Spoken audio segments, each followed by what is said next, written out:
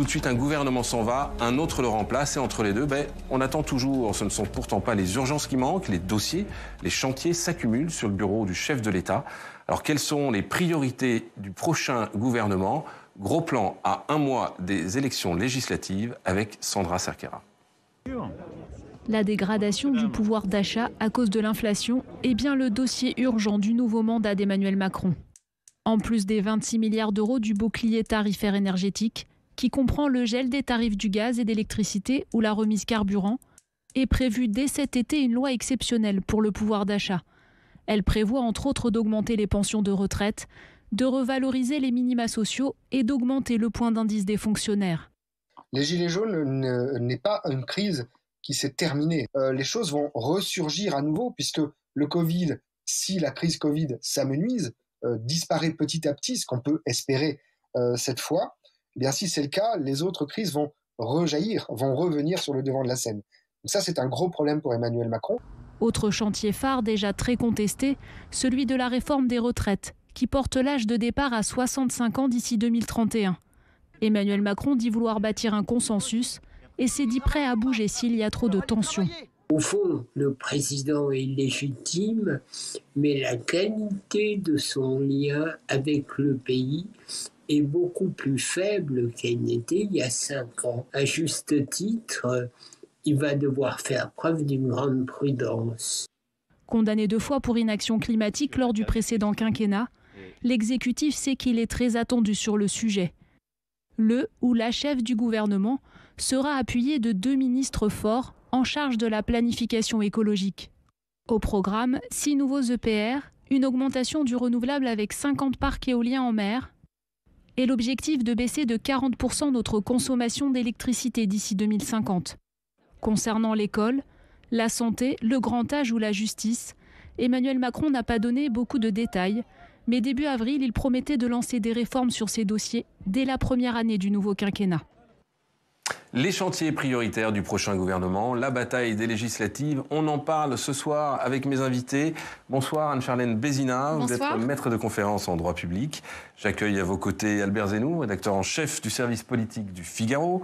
Frédéric Dabi, directeur général de l'IFOP. Bonsoir Frédéric. Et puis bien sûr, notre chroniqueuse Laetitia Krupa. Bonsoir Laetitia. Bonsoir Mathieu. Alors on croyait Jean Castex parti ou sur le point de partir et il est toujours là. Aujourd'hui il était sur le terrain, dans le Vaucluse, pour discuter avec des agriculteurs. Il sera encore là dimanche, visiblement, pour se déplacer au Vatican pour la canonisation de Charles de Foucault. Ça peut durer encore longtemps, Albert Zenou ? Non, je pense que ça ne durera pas très très longtemps. On avait pensé que ce serait cette semaine, voire en fin de semaine. Visiblement, c'est repoussé encore de quelques jours.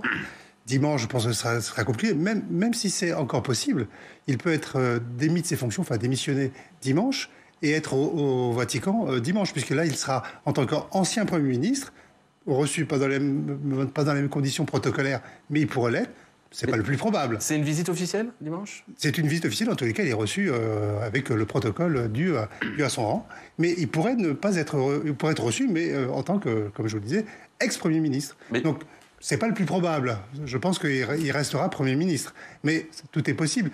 Et dans ce cas-là, ça voudrait dire qu'on aurait un nouveau Premier ministre en début de semaine, soit lundi, mardi, et après, tout est possible. Parce que le Conseil des ministres n'aura pas forcément lieu mercredi. Non, il va avoir lieu le jeudi, il faut le dire. Bien sûr, c'est le Conseil des ministres le mercredi matin, c'est un usage quand les gouvernements sont formés. Et donc, une fois que... tant qu'il n'est pas formé, on peut faire un Conseil des ministres le jeudi, le vendredi, peu importe. Frédéric Dabi, est-ce que les Français sont impatients ? J'ai envie de dire non. Il y a une impatience médiatique d'un microcosme qui... à mon avis, ne rejoint pas complètement l'impatience des Français. L'impatience des Français, on l'a très bien vu dans votre reportage, elle est sur la question des enjeux. Elle est sur la question du pouvoir d'achat, sur cette inflation qui revient alors qu'elle avait disparu du langage des Français, sur la question du coût de la vie, sur la question des matières premières, la question de l'énergie, la relégation, sur la question de la santé. Il ne faut pas oublier la santé, c'est une enquête IFOP fiduciale pour Sud Radio, reste la première préoccupation des Français et c'était une préoccupation qui a émergé avant le Covid parce qu'il y avait le problème de l'hôpital, le problème de l'accès aux soins. Bien sûr, le casting, il s'en fiche. Alors, je pense que les Français sont moins sur une logique de casting que sur une logique de résultat. On se souvient d'un d'une célèbre une de Libé qui avait fait polémique avec le « alors ça vient » pour l'agonie du général Franco. Je ne compare absolument pas la situation. Mais pour l'agonie politique, c'est pas une agonie. Non, mais alors, c'est même pas une agonie, Mathieu, parce que quand même, ce qui est absolument incroyable, les deux premiers ministres d'Emmanuel Macron auront quitté l'hôtel Matignon, l'un dans une situation d'état de grâce jamais vue après 3 ans de mandat, et l'autre avec une reconnaissance de l'opinion publique, avec une popularité, il faut JDD, qui tangente les 45 ou les 46%. Donc ce n'est absolument pas une agonie politique, mais voilà, je pense que l'impatience, elle est là chez les Français. Ils ne sont pas dans la bataille pour les élections législatives, ils commencent à y entrer, mais l'impatience, elle est plutôt sur les enjeux, sur les dossiers prioritaires et sur l'action. Alors un Premier ministre, un gouvernement, c'est un casting particulier. Est-ce qu'il y a des erreurs à ne pas commettre, Anne-Charlène Bézinard ? Alors en tout cas, c'est un enjeu, un très fort enjeu, parce que la nomination du Premier ministre, déjà, elle donne une couleur, mais alors la composition du gouvernement, c'est le cap de la politique, les appellations des portefeuilles, le nombre de ministres, de secrétaires d'État, la féminisation ou non, savoir si on garde l'économie avec le budget, savoir qui est ministre d'État ou ne l'est pas. C'est toute une hiérarchie, c'est toute une coutume dont là aussi je suis pas sûre qu'elle passionne complètement les Français, mais qui en tout cas fait complètement partie de notre République. Et c'est vrai qu'il y a évidemment des choses à mettre en lumière, c'est-à-dire qu'à partir du moment où on va choisir une appellation un peu originale pour un ministre de la réforme, du droit des femmes, des minorités. Ou de la transition écologique ou de la planification écologique. On a déjà quelques petits indices. Il faut en effet s'engager sur le fond ensuite. Donc c'est vrai que toutes ces appellations-là, elles peuvent paraître parfois un petit peu ornementales. Or en réalité, elles ont du sens parce que l'appellation d'un ministère, c'est aussi la manière dont on va lui donner des choses à construire, et donc on aura déjà une indication sur le programme à partir du moment où on aura l'appellation des ministères. Donc on attend ce gouvernement.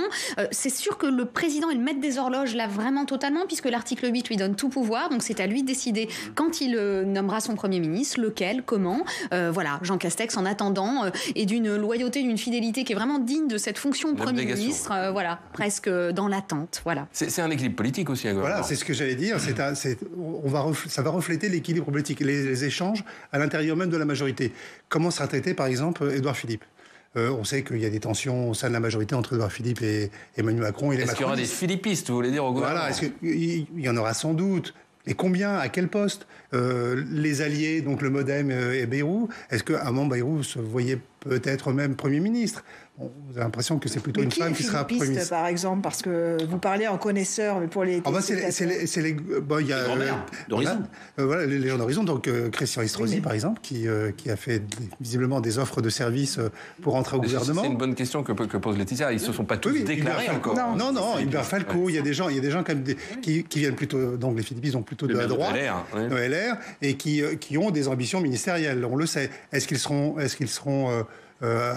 entendus? Est-ce qu'ils seront considérés? D'ailleurs, Estrosi, je le mets dans les philippistes, mais il est en train plutôt de partir de l'autre côté. Mais donc, il y a un équilibre. La famille est encore un peu fragile. Des équipes politiques à trouver au sein du gouvernement. C'est une équipe, hein. C'est une équipe de France. Donc, il faut que le gardien soit aussi bon que l'avant-centre. Donc, tout ça, c'est à regarder. Mais je vois que, en tous les cas, le fait qu'on attende la nomination du Premier ministre, on le voit, c'est un peu pour Macron de banaliser un peu l'événement. On l'attend depuis 10 jours. On pensait que c'était cette semaine. Ce sera sans doute en début de semaine. On peut imaginer que ça le sacralise en même temps. Oui, j'ai l'impression que ça devient quasiment un non-événement. Enfin, pour beaucoup de gens, c'est quelque chose qui arrive et puis voilà. J'entends ce que dit Albert. Ça peut être vu comme un non-événement, mais c'est aussi un événement capital dans la campagne pour les élections législatives. Quel message on envoie? Vous avez parlé, Albert, de l'équilibre entre les différentes sensibilités de la majorité. Notons qu'en 2017, la question ne se posait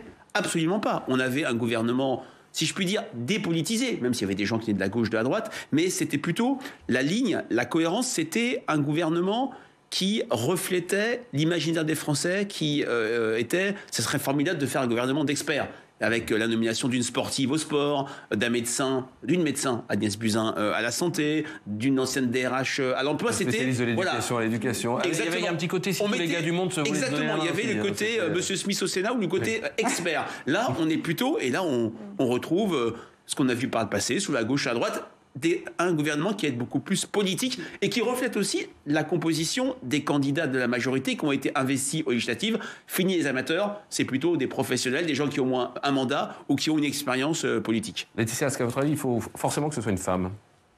Oui. Premier ministre. Parce qu'il l'a déjà dit en 2017, il le redit vraiment en 2022. Donc il me semble que, bon, après, c'est mon avis très personnel. Ce que va faire Emmanuel Macron, lui seul le sait. Et il nous l'a montré auparavant qu'il peut absolument choisir un homme de droite technocrate. Je veux dire, il peut être complètement à l'opposé de ce qu'il a laissé entendre. Et il y a une attente des Français sur ce sujet, Frédéric Dabi ? Alors oui, on avait fait une enquête pour le journal du dimanche, JDD.fr. On avait de mémoire 2 tiers des Français qui souhaitaient qu'une femme accède à l'hôtel Matignon. Mais on rappelle que ça n'a eu lieu qu'une fois. Qu'une fois, et ça a duré 10 mois. Voilà, ça a duré 10 mois jusqu'à une défaite électorale cinglante au régional de 92. Laetitia a tout à fait raison. Le président aime la surprise. C'est surprendre. Si je me souviens bien, en 2017, et Albert a peut-être plus de mémoire que moi, il y avait des dizaines de noms qui avaient été lancés, sauf Édouard Philippe.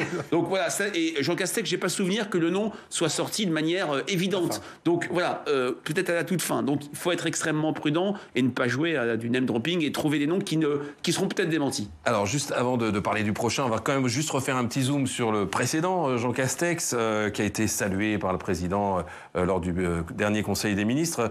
Salué dans la majorité aussi, mais aussi par l'opposition, à l'image de Gérard Larcher, le président du Sénat. Il était ce matin l'invité de France Info, on écoute. À l'occasion de ces dernières questions d'actualité au gouvernement inscrites à notre ordre du jour avant la suspension, je tenais à vous remercier, Monsieur le Premier ministre, pour la constance de votre participation et j'ai ressenti que malgré parfois certains irritants, vous vous sentiez bien au Sénat. J'ai essayé d'exercer ma fonction dans le plus grand respect des assemblées parlementaires, de l'Assemblée nationale et du Sénat. Je vous ai toujours parlé, vous avez parlé d'irritants, Monsieur le Président. Bon, il y en a eu quelques fois, mais en tout cas, je vous ai dit toujours ce que je pensais avec sincérité et soyez-en assurés, dans le seul but de rechercher l'intérêt général. Alors vous l'aurez corrigé vous-même, hein, c'était pas sur France Info, c'était un échange aux questions au gouvernement le 23 février dernier. Tout de suite, j'appelle Marion Vigreux à nous rejoindre. Marion, quelle image va laisser Jean Castex chez les sénateurs ? Eh bien, plutôt un bon souvenir pour le Sénat. Le Gascon laisse un bon souvenir. On lui reconnaît les qualités humaines. Il est loyal, amical et sincère. Il comprend les dossiers très vite. C'est un bon gestionnaire, nous dit-on, mais c'est aussi un homme de dialogue et à l'écoute. Jean Castex arrive à Matignon à un moment où les relations entre l'exécutif et les collectivités locales, les parlementaires ne sont pas au beau fixe. Et si les premiers mois sont un peu poussifs, car Jean Castex ne maîtrise pas vraiment le fonctionnement interne du Parlement, sa connaissance des territoires lui permet en revanche d'établir une relation de confiance avec les élus. Et je vous propose d'écouter à ce sujet François-Noël Buffet, le président de la Commission des lois. On a eu parfois quelques échanges et où il m'avait reçu, je me souviens très très bien quand il a pris ses fonctions, pour échanger avec moi sur les affaires de la compétence de la Commission des lois. Donc le lien était beaucoup plus direct et beaucoup plus facile. Ça n'était pas le cas avec Édouard Philippe. C'était aussi une autre façon de faire, une autre façon d'entretenir des relations avec les élus, singulièrement de l'opposition, puisque je suis dans l'opposition gouvernementale, mais avec une discussion simple, directe, et sur des sujets que les gens connaissent, et notamment, évidemment, les préoccupations du quotidien que le Premier ministre me semblait de connaître assez bien. Alors, Jean Castex a souvent été présenté comme un homme de dossier, un haut fonctionnaire. Et pour Patrick Kanner, le président du groupe socialiste au Sénat, c'est une erreur d'appréciation. À ses yeux, Jean Castex est un vrai politique, un fin stratège. Et c'est justement l'une des raisons de sa longévité à Matignon. Écoutez-le. Avec une forme de bonhomie, un accent chantant qui cachait un très grand professionnalisme. C'est-à-dire, ceux qui l'ont sous-estimé, qui l'ont parfois caricaturé, voilà, notamment à la télévision, eh bien, se sont trompés. Donc, un homme qui a appliqué le programme d'Emmanuel Macron, très clairement, qui n'a pas cherché à faire d'ombre au président, si on voulait comparer éventuellement à Édouard Philippe, qui commençait à prendre le devant. Donc, il a été dans l'esprit de Nicolas Sarkozy et dans l'esprit finalement du quinquennat aujourd'hui, ce qui pose d'autres problèmes institutionnels. Il a été un très bon collaborateur et surtout, il a protégé le président de la République, mission peut-être qui est celle aujourd'hui d'un Premier ministre. Protection du président, mais aussi de ses ministres. Jean Castex a pu parfois prendre des allures d'amortisseur, nous dit-on. Alors, qu'en est-il de son bilan ? Eh bien, sur les bancs de la droite, on estime que sa gestion de la crise sanitaire fut plutôt réussie. En revanche, sur les retraites, la réforme de la justice, la fracture sociale, rien n'a été réglé. À gauche, on lui reproche d'avoir mené une politique de droite et très à droite, en s'opposant par exemple à certaines propositions de réforme écologique ou sociale, comme le RSA jeune. Mais globalement, au Sénat, on ne lui en tient pas rigueur. À l'image de cette formule de Patrick Kanner, Jean Castex a été un bon chef d'orchestre, mais la partition n'était pas la sienne, c'était celle du jupitérien président de la République. Quant à son avenir, des rumeurs évoquent une candidature possible aux élections sénatoriales de l'année prochaine dans son fief dans les Pyrénées-Orientales, puisque le sénateur LR François Clavet, qui est aussi son ami, ne se représente pas. François Clavet que nous avons joint au téléphone et qui nous confirme que Jean Castex est très attaché au Sénat, notamment parce que son grand-père était sénateur. Mais visiblement, depuis son passage à Matignon, ça ne l'intéresse plus. Je vous propose qu'on en reparle l'année prochaine. Eh bien, on verra. Merci beaucoup Marion. Albert Zenoux, ça va être facile de succéder à Jean Castex ? Je pense que ça ne sera pas facile parce que la situation est différente. Entre la fin du mandat et le début de ce mandat qui commence, la situation économique est totalement différente. On est parti sur une fin de mandat plutôt optimiste avec le retour de la croissance, une petite inflation et puis l'optimisme qui revenait et pratiquement plus de chômage, enfin une baisse significative du chômage. Et là, un début de mandat où l'inflation est galopante, les déficits se creusent, la croissance est atone. Donc on va se retrouver sans doute avec une rentrée chaude, comme on dit toujours, mais en tous les cas, une rentrée sociale compliquée. Et ça veut dire que pour un Premier ministre, commencer dans cette situation, ça va pas être simple. Il va falloir, pour lui, trouver non seulement les hommes, mais trouver les arguments et convaincre une opinion qui est très très partagée sur le sort du Premier ministre et sur le sort du président de la République. Alors je suis désolé, il y a Frédéric Dabi en face, mais on sort un sondage Odoxa dans nos pages aujourd'hui, enfin qui sortira demain, et qui montre que les Français sont très sceptiques sur le nouveau président de la République, le nouveau Macron. Le président nouveau, tel qu'il s'est autoproclamé lui-même. Donc il y a une attente qui va être compliqué pour le Premier ministre et pour l'exécutif en général. Alors juste un dernier mot du casting. Est-ce qu'on sait ceux qui partent et ceux qui restent ? Je ne parle pas de ceux qui arrivent parce qu'il y a toujours des rumeurs, mais est-ce qu'on sait par exemple ceux qui partent ? Il y en a, on sait qu'ils vont partir. On peut se perdre en conjecture, on peut faire des paris. Il y a des gens dont on sait qu'ils pourraient partir. Principalement, c'est Jean-Michel Blanquer. Je crois que ça fait. Il a dit lui-même sur RTL, je vais pas repiquer. Voilà, il n'est pas plus probable que je repique. Éric Dupond-Moretti, Marlène Schiappa. Il y a des. Florence Parly ce matin dans votre journal. Florence Parly ce matin dans le journal. On sait qu'elle ne voulait pas continuer. Donc dans les gros ministères, les personnes qui comptent, voilà. Il y en a d'autres qui vont rester, sans doute. Enfin, ça reste là aussi. On ne sait pas, mais on pense que Bruno Le Maire, Gérald Darmanin sont amenés plutôt à rester. Et d'autres aussi. Mais voilà, là, ça reste quand même un équilibre particulier. C'est le président de la République qui choisit, alors sur nomination du Premier ministre, mais on sait très bien que c'est le président de la République qui choisit. Bon, c'est sur proposition du Premier ministre. Mais donc, tout est dans les mains du président de la République, en fait. Il a réglé les 577 investitures de la REM et de Renaissance. On voit bien qu'au gouvernement, ce sera lui qui décidera. Et donc, il va distribuer les portefeuilles. Laetitia, vous êtes intéressée à un autre poste clé, souvent méconnu, méconnu autrefois, mais bien connu du grand public aujourd'hui.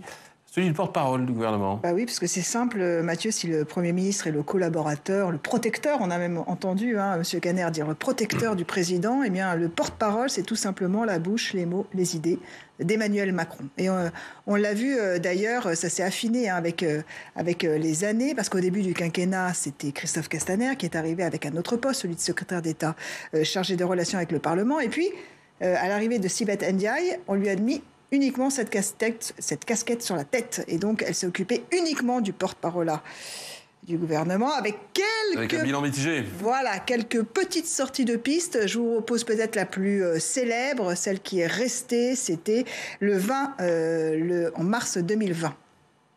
Les masques ne sont pas nécessaires pour tout le monde. Et vous savez quoi? Moi, je sais pas utiliser un masque. Je pourrais dire, je suis ministre, je me mets un masque. Mais en fait, je sais pas l'utiliser. Parce que l'utilisation d'un masque, ce sont des gestes techniques précis. Sinon, on se gratte le nez sous le masque. En fait, on a du virus sur les mains. Sinon, on a une utilisation qui n'est pas bonne et ça peut être même contre-productif. Voilà, ce je ne sais pas mettre un masque moi-même alors que je suis ministre lui est resté comme le sparadrap indécollable du capitaine Haddock. Et peut-être qu'après elle, Emmanuel Macron a décidé quand même de resserrer un petit peu les boulons et de faire un casting peut-être plus fiable. Et il a choisi Gabriel Attal qui s'est révélé dans ce rôle-là. Oui, un profil très différent. Gabriel Attal, il a vraiment été le lieutenant le plus fidèle d'Emmanuel Macron jusqu'à la fin du quinquennat. Et cette fois, on a une idée de qui est pressenti pour le poste? Écoutez, Emmanuel Macron a dit la semaine dernière, en début de semaine à Berlin, qu'il savait qui était son Premier ministre. Il semblerait qu'il sache aussi qui est son futur porte-parole du gouvernement. Alors il se murmure que ce serait une femme, là encore Mathieu. Mais bon, décidément, ça veut dire que peut-être qu'il n'a pas trouvé un Premier ministre femme et qu'il va la mettre au porte-parole du gouvernement. Il y a des noms qui circulent, comme Olivia Grégoire, secrétaire d'État auprès du ministre de l'Économie, ou Maud Bréjon, pas très connue du grand public, porte-parole, très jeune sur les plateaux télé un petit peu. Oui, voilà, porte-parole de LREM, qui se présente d'ailleurs aux élections législatives. Mais bon, comme vous l'avez dit, c'est un des postes vraiment central dans la communication aujourd'hui du président, qui, on le sait, ne va rien changer, à mon avis, à son style de gouvernance. Donc, c'est un poste à regarder de près. Merci. On va parler des chantiers maintenant. Frédéric Dabi, sur quoi est attendu le prochain gouvernement? L'inflation ? Oui, je pense que c'est le pouvoir d'achat qui a tout écrasé, qui a structuré toute la campagne présidentielle, qui a été le premier déterminant du vote, qui contribue fortement au pessimisme. Je rebondis sur ce qu'a dit Albert Zenou. Il s'est passé quelque chose de très rare. On a reposé notre question historique sur l'optimisme ou le pessimisme pour l'avenir des Français et l'avenir de leurs enfants. Pour la première fois sous la Ve République, après une campagne présidentielle, l'optimisme a décru d'une quinzaine de points. Traditionnellement, la campagne, c'est un moment cathartique où les Français ont débattu, ont vu les candidats échanger sur leur programme, ont montré de la crédibilité et le pays, si je peux dire, part à l'assaut des défis qui lui sont confiés et il y a un moment qui dure de moins en moins de temps, mais d'état de grâce ou en tout cas de bienveillance. Là, ils sont déprimés. Je dirais que le pessimisme est très fort. Il est de l'ordre de 2 tiers. C'était une enquête IFOP fiduciaire pour Sud Radio de la semaine dernière. Et c'est vrai que sur les chantiers, j'ai l'impression que la question de la hausse des prix, du pouvoir d'achat, qui a complètement éclipsé le chômage. Maintenant, l'injustice suprême pour les Français, ce n'est plus être au chômage, c'est avoir un travail qui paye mal, un travail qui ne permet pas de vivre. Et l'inflation, c'est une mauvaise, exacerbe ça. Donc, parce que pour le coup, le bilan sur le chômage était plutôt pas mauvais. À partir du moment où ça baisse, on n'en parle plus. Tout à fait. Mais là, ce qui est très intéressant, c'est de voir, je pense, il y a d'autres enjeux. La santé, on en a parlé. L'éducation, la fin des années Blanquer a été un petit peu compliquée, mais c'est vraiment sur cette question des carburants, de l'énergie, de la hausse des prix que le gouvernement va être le plus attendu. Et là, de ce point de vue-là, l'impatience de l'opinion est absolument très forte. Albert Zenou, les 100 jours, c'est un mythe ou une réalité en politique? L'idée qu'il faut faire tout dans les 100 premiers jours parce qu'après on n'y arrive plus. Les deux mots général, ça répond maintenant à une exigence d'efficacité rapide. Les gouvernements, les présidents ont compris que si on ne faisait pas tout de suite, puis je reviens à Machiavel qui avait prophétisé ça, qui avait théorisé ça. Donc si on ne fait pas tout de suite, c'est difficile. Et ce qui est vrai, c'est de plus en plus difficile. Donc on peut profiter de l'état de grâce. Le problème d'Emmanuel Macron, c'est que l'état de grâce ne semble pas être au rendez-vous. Il ne semble pas qu'il y ait une volonté des Français de porter le président de la République. Alors, mais comment vous le mesurez, ça? Parce que quand même, quand on regarde les chiffres, moi j'entends ces commentaires, ils sont constants et ils sont partagés quasiment par tous les observateurs. Mais comment vous pouvez dire qu'il n'y a pas d'état de grâce dans la population? On le voit dans les sondages. La popularité, le deuxième mandat, ça reste très compliqué. Alors, il y a quand même des exceptions. Alors là, personne, je pense, c'est une erreur et une faute même de remettre en cause la légitimité d'un président élu ou a fortiori réélu. Mais c'est vrai que François Mitterrand avait connu une sorte d'état de grâce parce qu'il y avait cet attelage, cette forme de cohabitation avant l'heure avec Michel Rocard. Là, c'est vrai que les indicateurs économiques sont extrêmement mal perçus par les Français. Les Français sortent d'une succession de crises, crise sanitaire, crise terroriste. Il ne faut pas oublier à quel point l'assassinat de Samuel Paty a marqué, pour ne pas dire traumatisé, les Français. La guerre au cœur de l'Europe, tout ça n'incite pas à l'optimisme. Ça ne veut pas dire qu'Emmanuel Macron va être être descendu en femme et va s'effondrer dans les enquêtes de popularité. Il n'y en a pas eu parce qu'il n'y a pas de Premier ministre. Mais ça sera il y a un sondage qui montrait que 70% des Français n'étaient pas contents de la réélection d'Emmanuel Macron, alors même qu'ils ont voté pour lui. Oui, donc c'est le paradoxe. C'est la comparaison par rapport à l'absolu. Et il n'y a pas d'effet de nouveauté, d'une certaine façon. Anne-Charlène Bézina, on voit qu'il n'y a pas vraiment d'état de grâce, il y a des dossiers difficiles qui attendent. Ça veut dire quoi? Ça veut dire qu'il faut changer de méthode pour le président? Alors, c'est en tout cas ce qu'il a promis. Et moi, je crois que cet état de grâce qu'il n'a pas, finalement, on l'a vu le soir même du deuxième tour. C'est-à-dire qu'on n'a pas eu le temps de célébrer cela. On est directement parti dans une bataille ad hominem sur les législatives, sur la légitimité du président nouvellement élu. C'est une première fois sous la Ve République. Donc, je crois vraiment qu'il y a une urgence sociale. On commence à parler. Alors, les états d'urgence, en tant que juriste, moi, j'ai un peu de mal avec ça. Mais enfin, bon, on a fait l'état d'urgence terroriste, on a fait l'état d'urgence sanitaire. Maintenant, on parle d'état d'urgence sociale. Donc, c'est dire à quel point, finalement, toute crise... Alors, j'ai tendance à penser que ça fait partie maintenant du vocabulaire légistique. C'est-à-dire que dès qu'il y a une crise, il y a une urgence. Voilà. Donc, c'est très dangereux pour notre gouvernance parce que ça signifie qu'à partir du moment où il faut faire quelque chose d'important, on a l'impression que c'est une urgence gouvernementale. Et donc, en plus, on sollicite des procédures d'urgence au Parlement qui n'est pas forcément le plus heureux depuis cette dernière législature. Là, il y a des réformes structurantes qui attendent. On parle de la santé, de l'éducation, des retraites. Et c'est des chantiers. Le pouvoir d'achat. La session extraordinaire va évidemment s'ouvrir sur ce paquet pouvoir d'achat, alors qui aujourd'hui n'est plus tout à fait un paquet, mais qui serait formé de la loi de finances rectificative et d'un premier projet de loi. Mais c'est pour ça que je pense que la composition du gouvernement est loin d'être anecdotique, parce que, à mon avis, il y a quand même une urgence de la part des Français de voir qu'est-ce qui va être concrètement proposé. Et on l'a dit, l'état économique, il va pas pouvoir rester comme ça très longtemps, parce qu'il faut penser aussi au principe de réalité. C'est-à-dire que le quoi qu'il en coûte a un petit peu laissé penser que les finances étaient finalement l'intendance suivra, comme nous disait le général de Gaulle. Or, ça ne pourra pas durer, la Banque centrale le fait savoir. Donc là, on est vraiment dans quelque chose qui va devoir être décisif. Et on dit souvent que François Hollande disait souvent que ce sont les premières mesures fiscales qui donnent la coloration d'un quinquennat. 2007. Il parlait de paquet fiscal, mais ça peut plaider pour lui aussi. Voire pour Emmanuel Macron avec, vous vous souvenez, la suppression de l'ISF. Quelle va être la coloration pour vous, Albert Zenoud, de ce début de quinquennat? Je pense que, alors l'idée qui est communément admise, c'est que le Premier ministre serait plutôt une femme, plutôt orientée sociale et écologique. Donc on peut penser que pour ce deuxième mandat, il soit plutôt porté vers la gauche et avec un profil venant de la gauche. Ce qui teinterait toute l'action gouvernementale d'une teinte sociale. Avec un premier texte symbolique sur ce paquet pouvoir d'achat. Voilà. Donc ça pourrait être ça, et ça pourrait donner le là de tout le quinquennat. La difficulté, c'est ce que me disait un des conseillers, un conseiller en tous les cas, c'est que ils n'ont pas beaucoup de temps pour agir. On revient un peu à la notion des 100 jours, mais là, lui pensait que ça tiendrait 2 ans.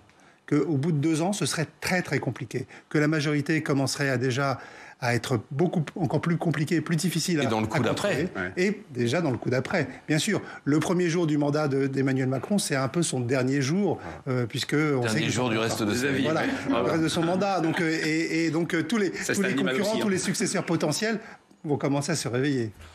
Bon, on va parler un peu maintenant des législatives avec cette nouvelle qui est tombée en fin de matinée sur Twitter. Ce suspense insoutenable. Éric Zemmour sera candidat aux législatives dans la 4e circonscription du Var, celle de Saint-Tropez. Saint-Tropez, on se calme, et au Bois-Frais, à Saint-Tropez, disait Max Pécard. On peut le voir sur ce tweet. Albert Zemmour, pourquoi là-bas ? Parce que il y a 2 droites nationalistes. La droite nationaliste du Nord, qui est plutôt Rassemblement National, et la droite nationaliste du Sud, qui est plus orientée et plus facilement, qui est plus réceptive aux thèses d'Éric Zemmour. Donc, cette 4e circonscription du Var, c'est une circonscription qui est sociologiquement un peu plus favorisée, et donc qui est là aussi plus réceptive aux thèses d'Éric Zemmour. Et il y a fait un bon score. Il a fait un bon score, mais je crois que Marine Le Pen est arrivée devant lui dans cette circonscription. Oui. Donc c'est quand même un pari.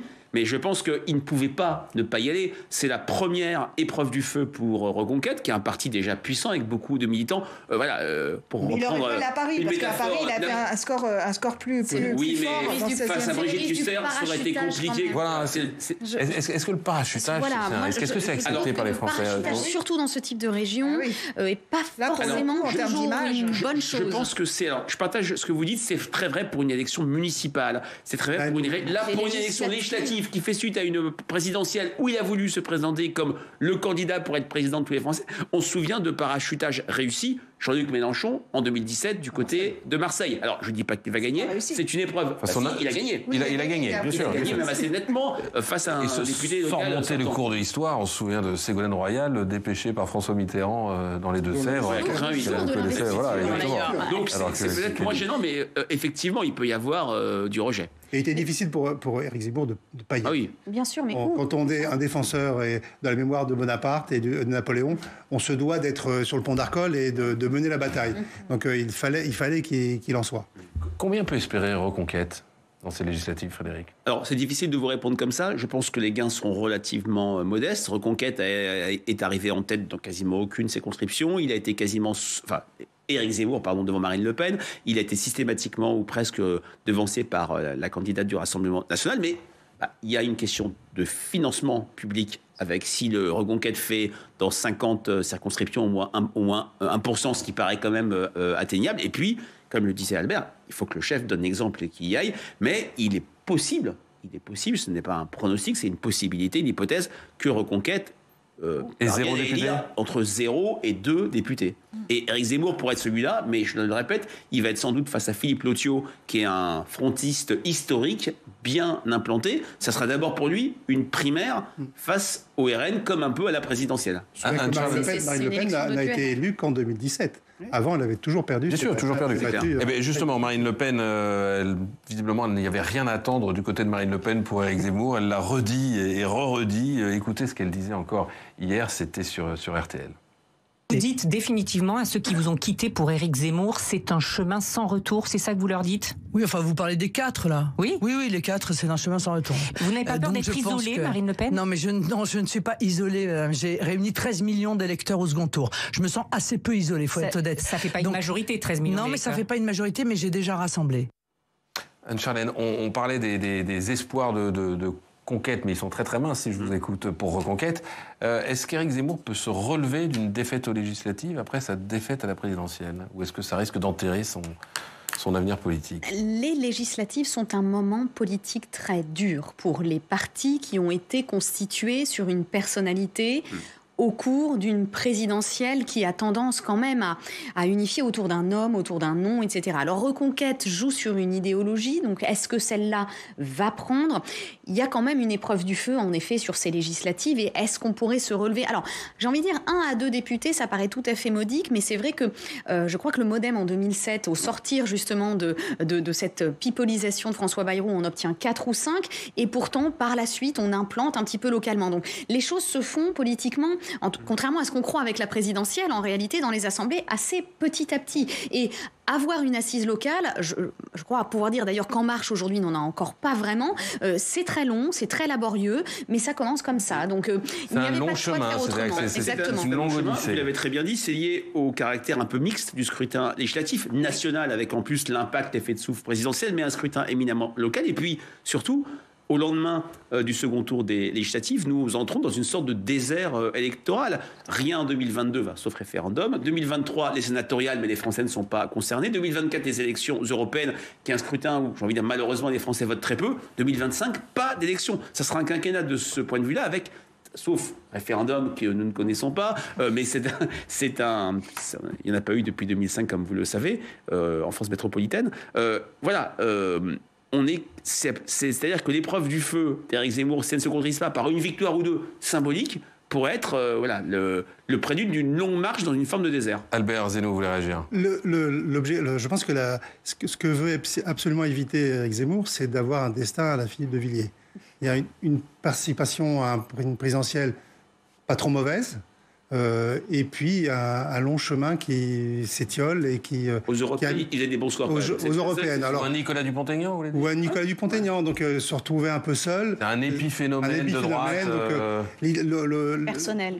Pour Éric Zemmour, il faut qu'il tienne au moins jusqu'en 2024. L'objectif, c'est ça. C'est se retrouver dans un scrutin national de liste où, en général, les partis tels que le sien peuvent faire un score. et après relancer la machine pour les 3 ans qui restent. Laetitia, pour vous, c'est une erreur de la part de Marine Le Pen de ne pas accepter la main tendue d'Éric Zemmour? Non, c'est impossible. Enfin, avec les messages qu'ils ont envoyés les uns et les autres pendant toute la campagne, c'était impossible pour elle, avec ce qu'Éric Zemmour a dit au soir du premier tour. Enfin, c'était les messages qu'envoyait le Parti socialiste était assez salé. Les écologistes, mais la psychologie des socialistes n'est pas la même que celle de Marine Le Pen. En tout cas, dans le cadre de pensée du RN et du FN, parce qu'il y a vraiment tout un corpus comme ça idéologique, mais même dans les méthodes et dans les façons de faire, c'était impossible. Elle aurait déplu à sa base militante qui, quand même, est toujours à 90% fidèle. Ça, je ne sais pas si elle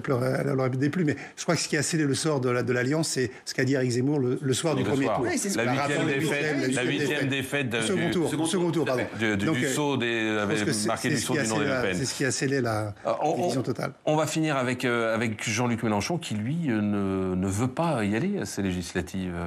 Frédéric Dabi, est-ce que la dynamique d'abord de la nouvelle Union populaire écologique et sociale se traduit dans les sondages?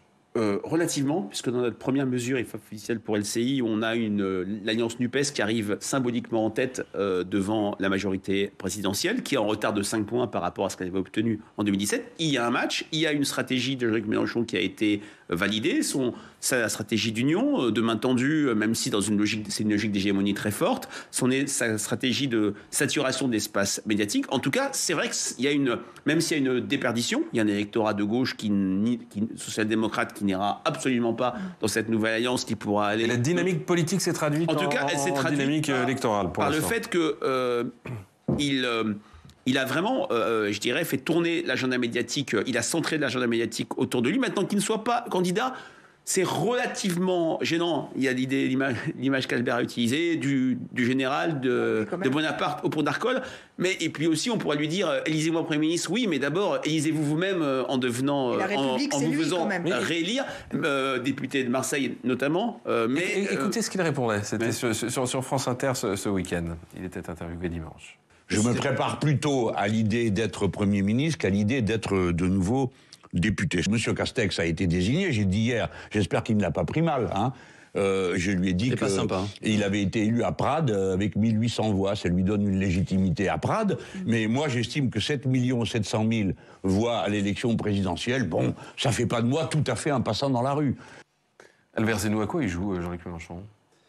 Il joue, en tous les cas, il l'a bien joué. Puisqu'il a réussi avec le troisième tour, cette notion de troisième tour et de Premier ministre, à transformer une défaite, puisqu'il n'a pas réussi à se qualifier au second tour, en quasi-victoire. Enfin, on a oublié qu'il n'était pas présent au second tour. Et effectivement, comme disait Frédéric, il y a une dynamique qui semble prendre. Alors, sans doute qu'il n'ira pas jusqu'à la majorité absolue à l'Assemblée, mais en tous les cas, il peut constituer une majorité, un groupe très fort. Et je rappelle que le premier groupe d'opposition a le droit à un poste très important, c'est la présidence de la Commission des Finances, qui a vraiment un vrai statut et un vrai enjeu. Et donc, pour